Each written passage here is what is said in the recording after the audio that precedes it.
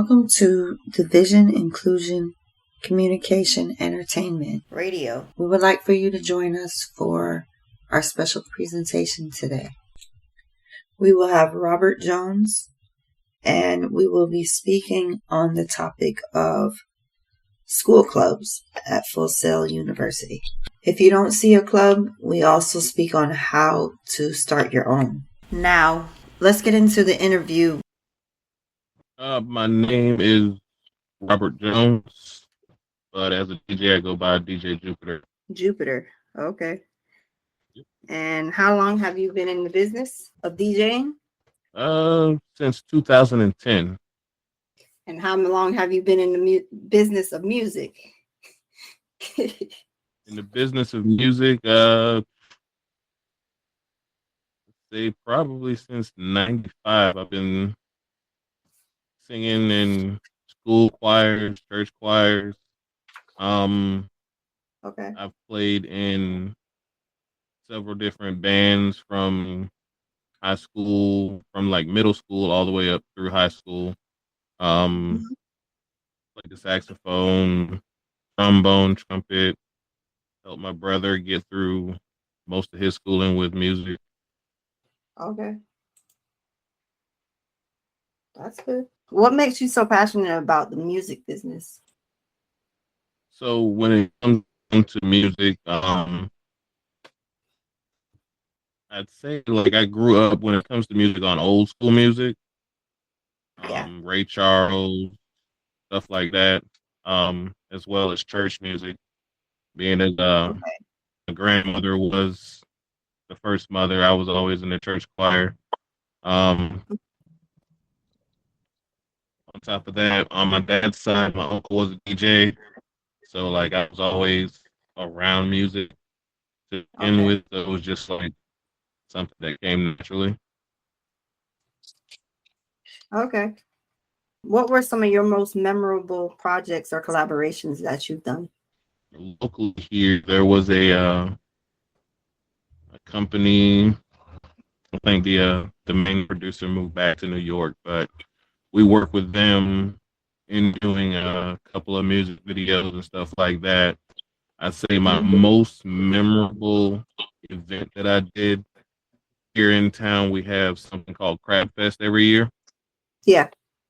And the crowd gets upwards of 25,000 people just at a block party. So we go out there every year and we set up, provide music and whatnot, enjoy ourselves, and just have. Sorry to interrupt you. Can you just elaborate on the Crab Fest so that people that don't know about it know a little bit more? Absolutely. Crab Fest is it started out probably about 25 years ago as somewhat of a family reunion, just the locals having together once a year, and it blossomed. It became something that was just so tremendous, so huge. Now we have DJs that come from Miami, New Orleans, just to come out, have fun, hang out with us. Set up with a group a few years ago called the IBM DJs that are out of Miami. Okay, not too far from me, where I was. Yeah, it got crazy. Like that was a huge event to the point of the show of force that we had to have just to keep it safe was about 4 counties of officers. Oh yeah. Some places can get dangerous and they need extra resources from other areas. I mean, they're still a brotherhood, so it'll only be right for them to ask for counties that's close by. What strategies do you want to implement to grow your business? The main strategy is to somewhat cater to the customer. So when I say that, like I like to sit down with them, go over the types of music that they enjoy. I have to make up a list of like say a event, a wedding, or Sweet 16. I have to make up a list of specific songs that they want played, and then we'll around that list of songs to keep it in that genre and that appropriateness for the event. Do you know some of the common misconceptions that people just have about DJs that you just want to straighten out? Honestly, I mean, there's different types of DJs. You see albums in the news and everything. Like a drama, he's related to Rob Deerdeck. He was on the show Rob and Big as their assistant. He's become a huge DJ, and like he represents himself to like better his brand, which is what his cousin Rob was teaching him to like make yourself your brand. But a lot of DJs, they got ready DJs, they've got club plays, they've got block party DJs. Nobody's gonna be the same. No two DJs are gonna have the same style. So just like taking consideration of what's in that when you go do your and whatnot, and that way you don't have a bad event with the music that.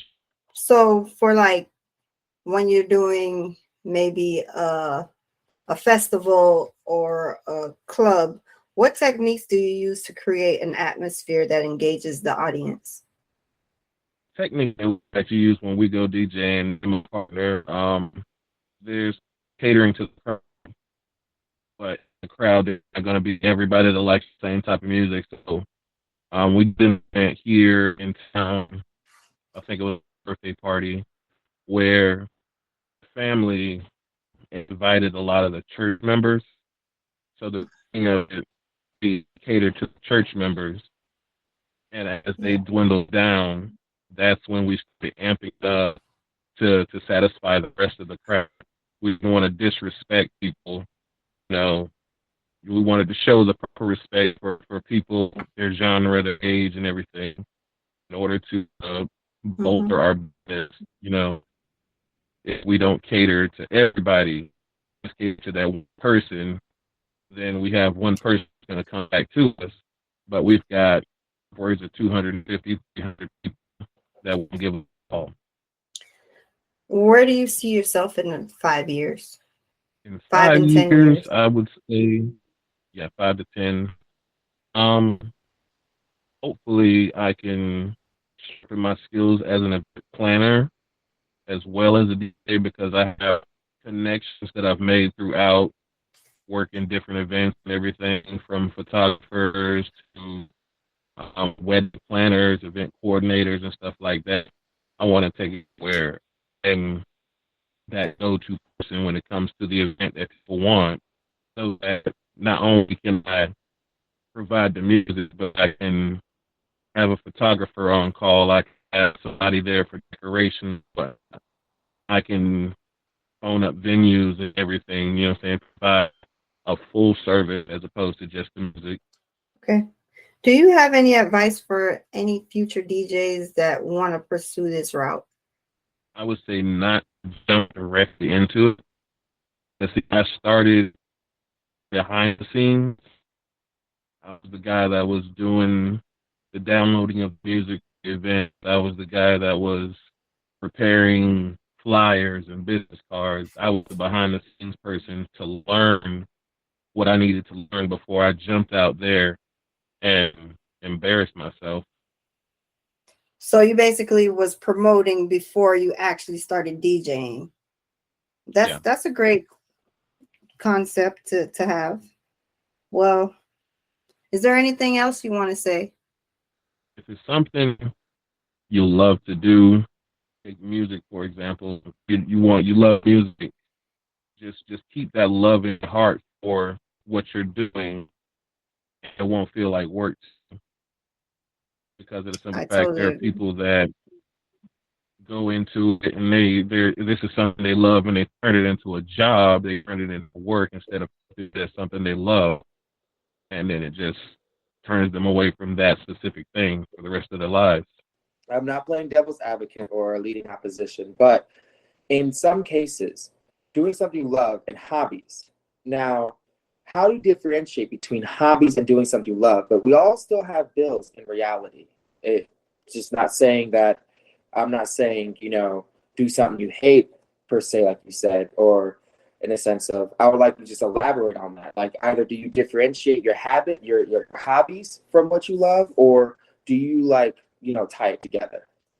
So what I do, all in all, I try to teach music at the same time because music is my background. I love music. Again, I began just by meeting my business partner, my DJ partner. We both worked at McDonald's. He had moved up here and he just needed something to like bolster his money so he can pay for the bills until he got established.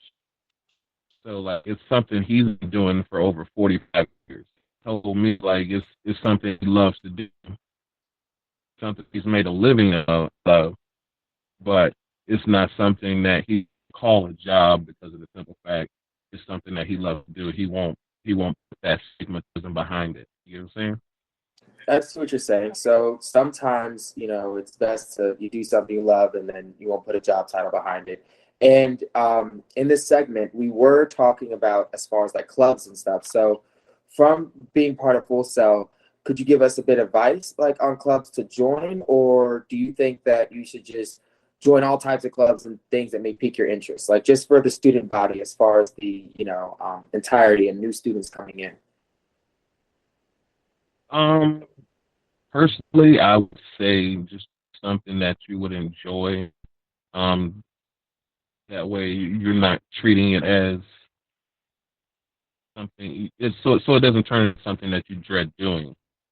So with me, like I'm an online student, but if I have the ability to, I'm gonna sign up for clubs. I'm gonna go show up at the campus and enjoy myself just to enjoy myself. Make connections with other people, other students, and just bolster my school life that way.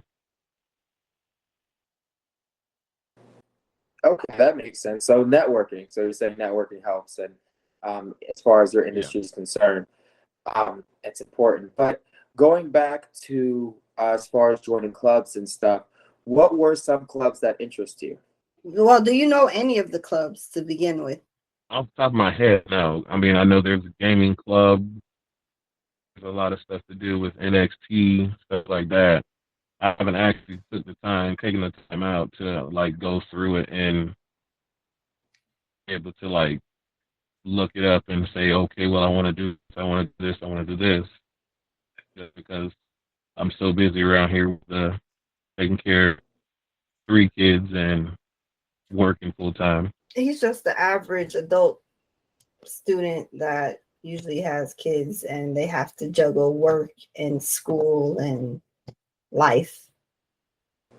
And do you feel that that kind of hinders you, or do you feel like just picking your brain real quick, like as far as the drive, the will, like you said, you obviously enjoy DJing and have at you, but do you feel sometimes you feel a little handicapped? Just at it, just picking your brain. No, not at all. I mean, like I said, music is my passion. So throughout the day, I'll find myself with my headphones in, listening to like a new playlist on Apple iTunes, on Pandora, Spotify, stuff like that, so that I can keep up with what's going on in the music industry, so that I can know what we have and what we don't have that's popular.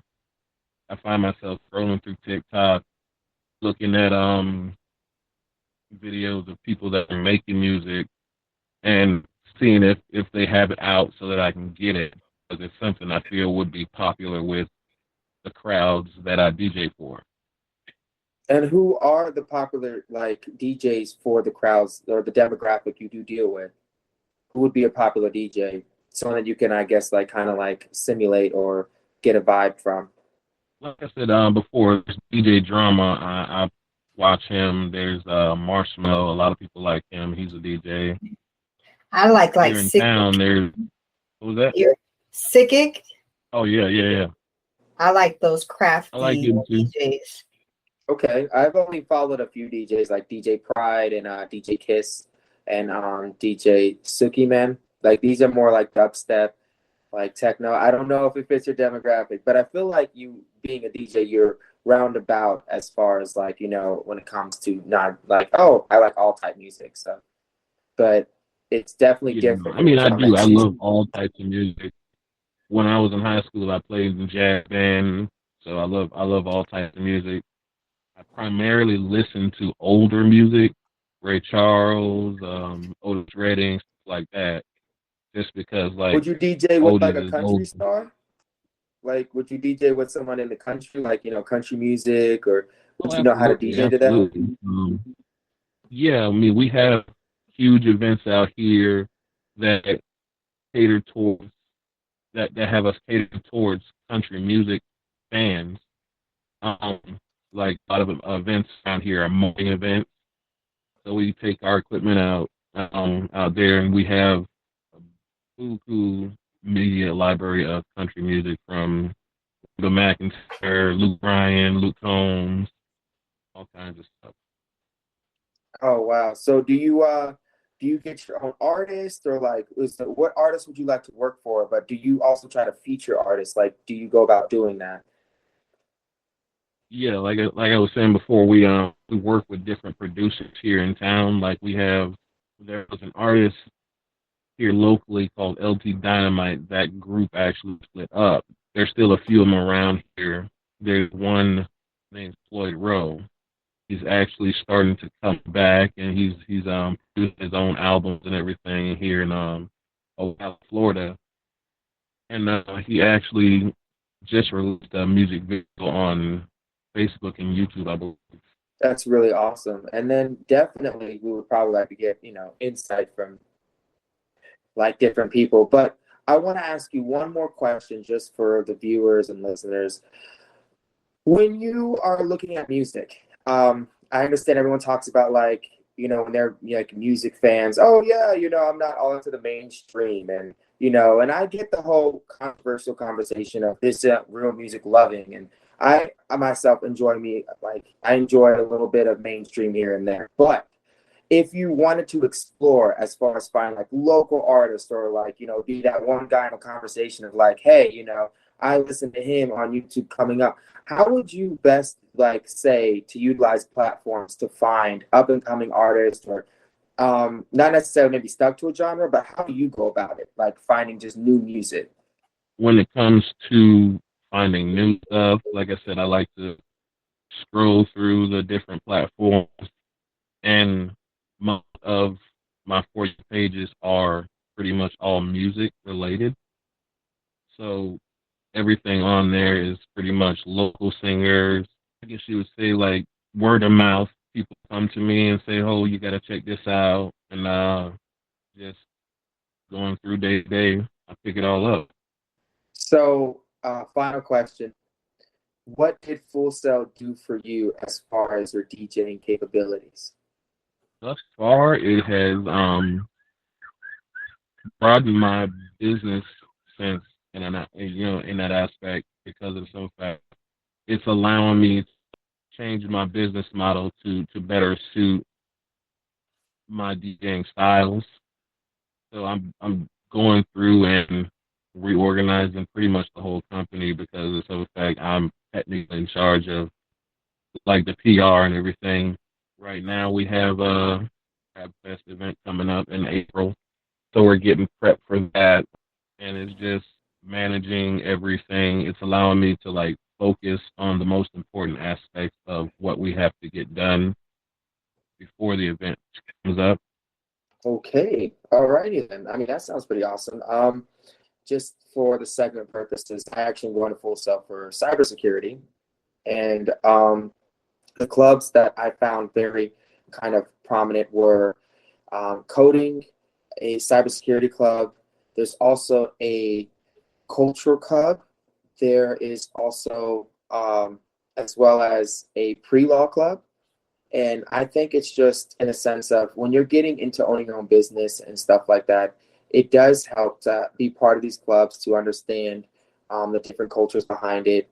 And as well as I'm Yeah. part of the, yeah, I mean, I'm part of like a few other variations of clubs, the LGBT club as well. But That's pretty much it for clubs I've joined. And then I believe Antoinette is part of the club that I'm part of too as well. Black Would you like? Student Union. Yes, ma'am. I'm also part of Loud Ladies. Loud Ladies, yes. Have you heard of these clubs? Or Me personally, I have, like I said, I haven't had the time to sit down and look at them and check them out and see what I want. well, there's a bigger platform for you. There's also an art design club. So when you're starting to make, your website and stuff, there's media design club as well. Yes, exactly. So there's something called Amplify. It's for mixed engineering. Mm-hmm. Yeah. So that's what I like about Full Sail, is that these clubs are online friendly. So necessarily, I'm in South Carolina right now, so I can't be on campus, but I try to join. And then I'm starting my own club, which would be I call it Bots Extreme, but it's basically a robotics club, and it's gonna be amazing. It's so when you're dealing with clubs, you have to get a sponsor. And then amongst the sponsor, you still have to get 10 people to want to join. And then you also have to have a mission statement. And then amongst the mission statement, you still would have to have positions, chair positions. So you still need a president or vice president. And then as well as a discussion board, somewhere to reach out and talk to people. So these are what it takes to start a club. And there's also a Asian American club, and then Asian club, and then there's a Korean club as well, and as well as a honor society club.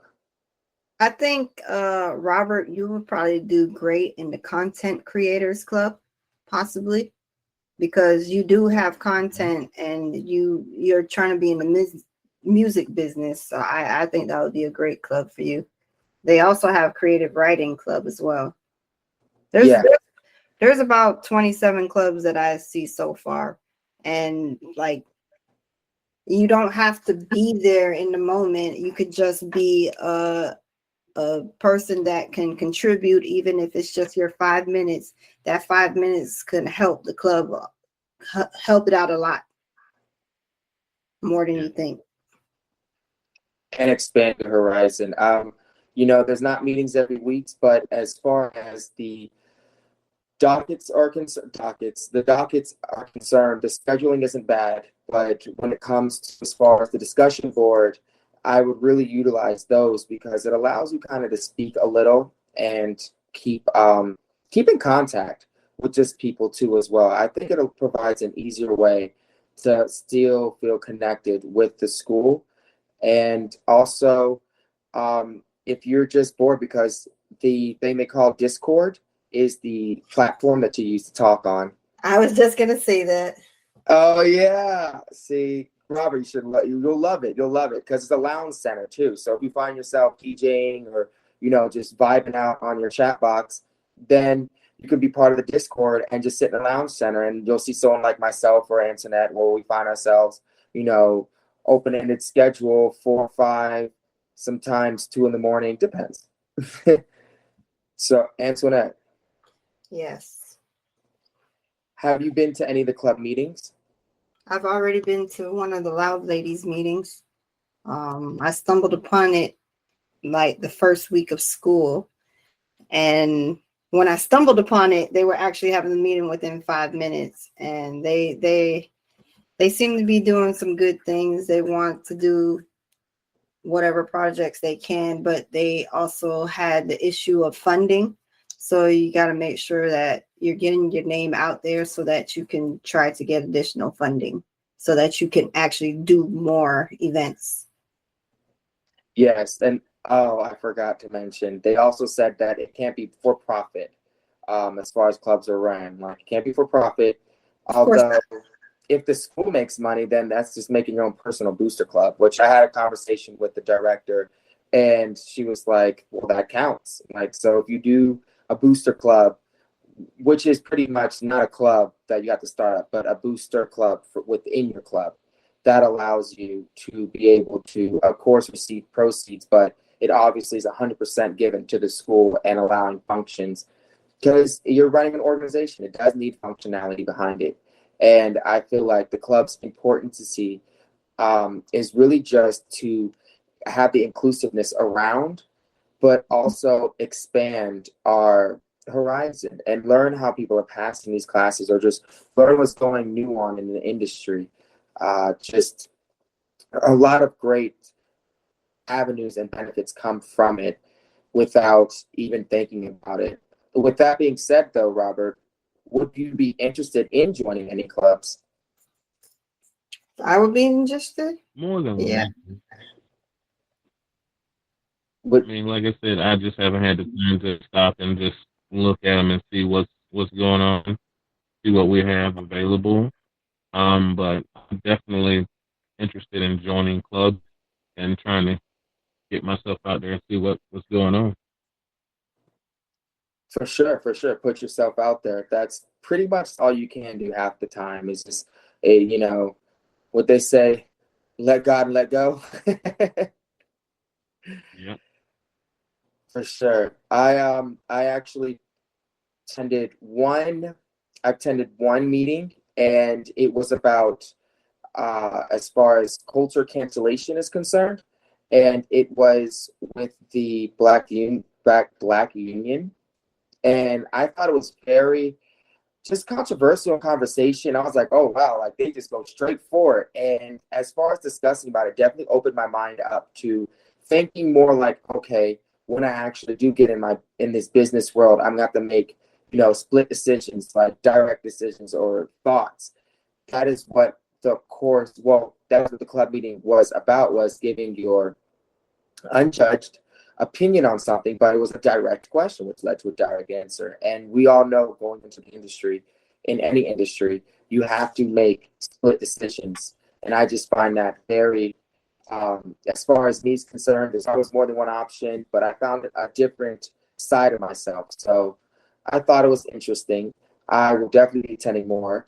Then, as well as I got exposed to other ones, and there's no malice when you talk about another club while hanging around the other club members. If anything, they implore that, because then it starts creating bonds between different clubs, and then you're able to correlate events with people. So I thought that was pretty interesting too, to find out that you're able to talk about other clubs. It's not like isolation, only this, don't talk about nothing else. Yeah. So it's very unionized in the school as far as platforms concerned for clubs, and I thought that was it was a breath of fresh air to know that.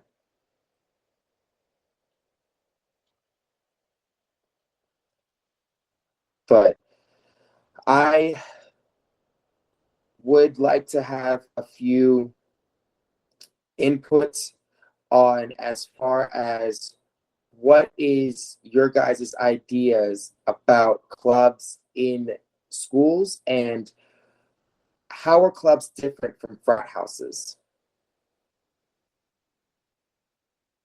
Well, a frat house is 24/7. A club is just come whenever there's a meeting or you have an event. I mean, you have the group and you can still talk to them, but like a frat house, you're living with these people. Okay, and like, so frats and sororities, like, as far as beneficial in the college education realm, like, do you feel like one is better than the other, or do you feel like one is not needed compared to the other, or what's your idea on frat and clubs just being in the student body presence in a university or in a school like setting itself? Well, I feel like my opinion won't matter because I didn't experience being in a frat house. So I don't know how it really was. We only see that they have the initiation where they usually do the hazing, but do they really do that everywhere?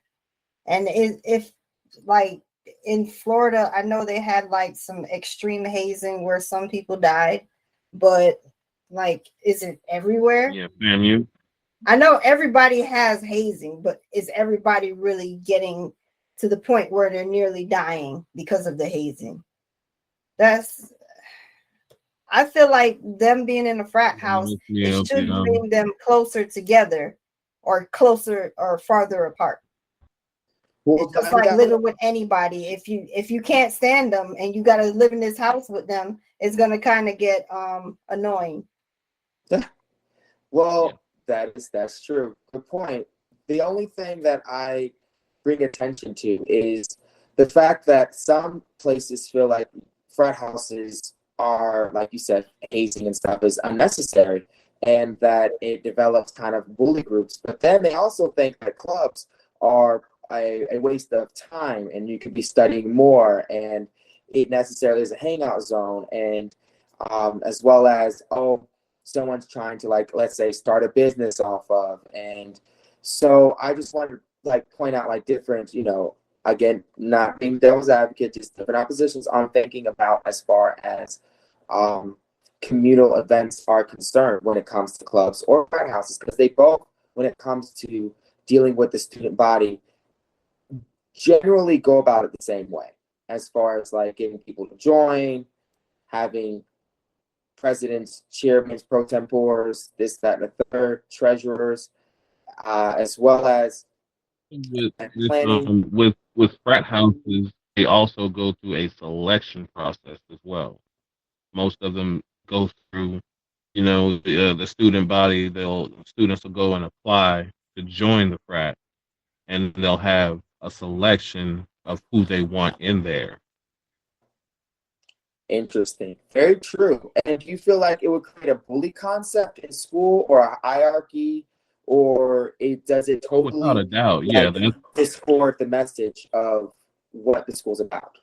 That bully concept seems to come from like movies to me. I didn't really see that. It's like whenever I went to other colleges, and like whenever you see the people in the frat houses, that's like who you want to levitate to, because they seem to be having all the fun. And it's like they actually have events on campus. So don't you feel like, though, they help benefit as far as, like, okay, in this case, hazing and stuff. What if you took all frat houses out and then you only had clubs where everyone was supposed to be inclusive? Well, I feel like a frat house is more like a business, and like it's a business that you're pouring everything that you have into, versus a club where it's still like a business, but it's like you can leave whenever you want to. But if you're in a frat house, you have to stick out until the end. Okay, so commitment thing, and in a sense, maybe, do you ever think like possibly they have strong alumni because of the commitment behind it, or yes, because even with the hazing, like me and you, we went through the hazing together, so that made our bond a lot stronger. Okay. Yeah. Right. And then so it's like when you struggle together, it's like it's somebody that you want to be with longer, because you know the pain that I went through, and like we all just want to succeed at this point. That's true. I can attest to that. I've struggled with an ex before, and yeah, we connected hard off of that, just because we survived it for the most part. And that sounds like it was hard for you to leave your ex when they were actually being toxic towards you, huh? That's where the psychology comes into play. Like you have the that might be like the victim syndrome, or battered women syndrome, victim syndrome. Yes, I have heard of these. This does make sense. And in a sense, though, would frat houses cause that? In a sense, or no? Like I said, hazing. You're struggling, and like even for other people, like if you're doing the stepping, that's a lot. You could be on the team, but you're not on the step team. The step team is a whole nother beast. Right. You gotta learn the steps, and you gotta do them everywhere, and you gotta go to class, school, work, and then you gotta practice, and then you also practice, and you got to perform it. It's a lot of work. It's a lot of dedication. It does increase commitment. I give you that. I feel though clubs also help with commitment, but in the sense of work with what you have. So I feel like clubs have a strong innovation process to, as far as like operating events or dealing with, the task at hand that you have to do. You work what you have, not what you don't. Whereas, like you said, the commitment thing, that really would inspire a lot of people to really want to push themselves. I just wanted to hear your opinion, basically on frats and clubs and what benefits do they have to the schools. Before I asked Robert, because he didn't really give an idea, but one more thing though, and like, what benefits do they have to the school? For the school, like they bring awareness to the school. It's not like they're only performing in the school. They also perform other places. Like they might go to a step show, or they might host an event for the community. Like as much as you see them inside the colleges, they could be going out to the community and helping the community as well. Like they're trying to instill that into the individuals, and when they become alumni and graduate, they still go back to the frat, and they actually still have that. They have that structure. They have that, what do you call that? The very bottom. They have that so that they can still do it when they start pursuing their own life. They may not do it every day like when they were in the house, but they still come back. Baseline? Yeah, the baseline. The foundation. Foundation was the word I was looking for. They have that foundation. So it's instilled in them. Fascinating. Really fascinating. I mean, you see it every day in people like Smiley. He was in a fraternity. Okay. Very interesting. I just wanted to pick your brain since, the segment was about, a little bit about your industry, how school still helped, and then also how would clubs help. But the discussion board that I did want to bring up was pretty much about frat houses and the contribution to the school's student body as its entirety, as well as with clubs. And what benefits they have, because sometimes these parents look at this bill and they're just like, why am I sending you this much money to go to this club and now you have something else coming up? What's going on? And I feel like my personal opinion, I feel like fraternities, although they have somewhat of a bad reputation at times, like I live right down the road from Gainesville, University of Florida, and you see it every day. And like my the they have that whole street of frat houses. Yeah, look, that's outrageous. Yeah, frat houses and sorority row is just like beyond me. Yeah, I went to a couple of those to party at. So you're saying we should start a frat house at FSU? Nah, homie.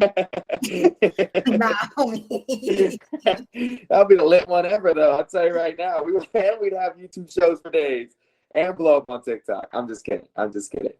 I'm sorry, being that it's Full Sail and they're all about music, we are gonna have the cops coming because we're too loud. Excuse me. What do you mean? Us IT get down to? I like me a good DJ every once in a while. Yeah, you gonna amplify the music too loud. You're right. I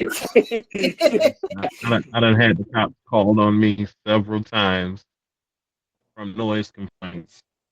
Half the time I was inside a building. Jeez. Well, I get it. I really do. And I'm glad you guys understood that. And like I said, the opposing thought on frat houses and clubs is just, oh, well, you're going to school to study. Oh, well, why are we studying this? And I just feel like there should be a limelight on the benefit of the beneficial attributes that it does give to the environment itself. And as well as, electives. But obviously, when you're in college, you I don't feel really like have electives like that. I feel like frat houses, sororities, and clubs are that release students actually need throughout their daily school life and their day-to-day life. It gives them that release that they need, that outlet to like relax and get help and socialize and network themselves with their fellow students, with alumni from that frat house or from the school. It allows them to broaden their horizons. And it also looks great on their resume, so it can help them get another job. Facts, all facts, all good facts, and I definitely am glad I got you guys's, I feel like factual opinion on this, but I'm a little biased because I'm part of clubs, and like I said, I've joined like 4 of them, but luckily my scheduling doesn't allow me to get a little too hectic, but yes, when I go to speak to not necessarily my parents, but when I look at the bill at the end of the day, I'm just like, I feel personally this is worth it because I'm paying myself to go through school. And I tell you what, it is a nerve-wracking number, but I feel that there is a light at the end of this tunnel. And clubs definitely help keep it encouraging, or frat houses, whatever, have at you. You can help the newcomers that are coming in also. If you love teaching, like show them the ropes, help them start with college. Not everybody's our age, and the younger kids may be a little ignorant, but some people are willing to go underneath our wings. For sure. I Absolutely. agree. Always. Well, guys, I feel like that wraps up my questions for the segment for tonight.